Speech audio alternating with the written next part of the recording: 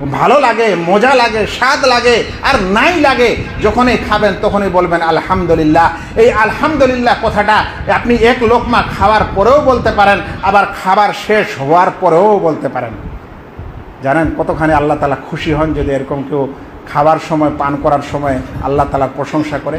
রাসূল করিম সাল্লাল্লাহু আলাইহি ওয়াসাল্লাম বলছেন, ইন্নাল্লাহা লা ইয়ারদা আনিল আবদি আন ইয়াকুলাল আকলাতা ফায়াহমাদাহু আলাইহা।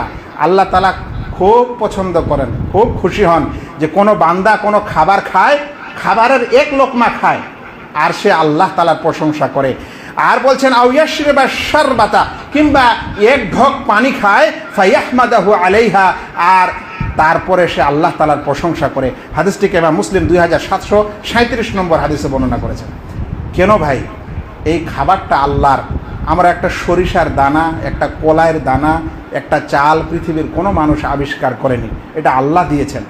এই যে পানি, সেটা আল্লাহ দিয়েছেন, এটা আমরা কেউ সৃষ্টি করি না। যখন আমরা ওটা খাই, পান করি, এটা আল্লাহর নিয়ামত।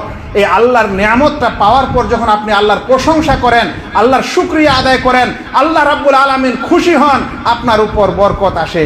কিন্তু আপনি খাবার সময় আল্লাহর নাম নাই, খাবার শেষেও আল্লাহর প্রশংসা নাই, আপনার সাথে শয়তান খায়, তাহলে কিভাবে আপনার বাড়িতে কল্যাণ হতে পারে আর কিভাবেই আপনার বাড়িতে বরকত হতে পারে?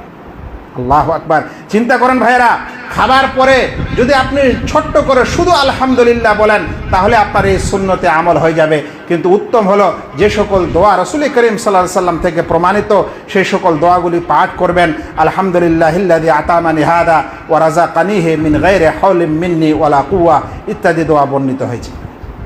ভাইয়েরা, এটা ছিল বিশেষ 4টি বিষয় যেটা খেয়াল রাখবেন আপনার বাড়ি থেকে শয়তান ভাগানোর এবং খায়ের ও বরকতের জন্য। 1 নম্বর ঢোকার দোয়া, বের হওয়ার দোয়া, বাথরুমে যাওয়ার দোয়া, বাথরুম থেকে বের হওয়ার দোয়া, খাবার দাবারের সময় যে সকল আদব আছে সেগুলো খেয়াল করা, ঘুম যাওয়ার দোয়া, ঘুম থেকে ওঠার দোয়া।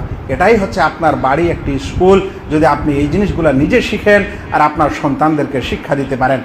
এছাড়াও বাচ্চাদেরকে কোনো প্রতিষ্ঠানে গিয়ে আপনাকে শিখাতে হবে না। কিছু এমন জিনিস আছে যেটা বাচ্চাদেরকে শিখাবেন, তার মধ্যে হচ্ছে 1 নম্বর বিসমিল্লাহ বলা।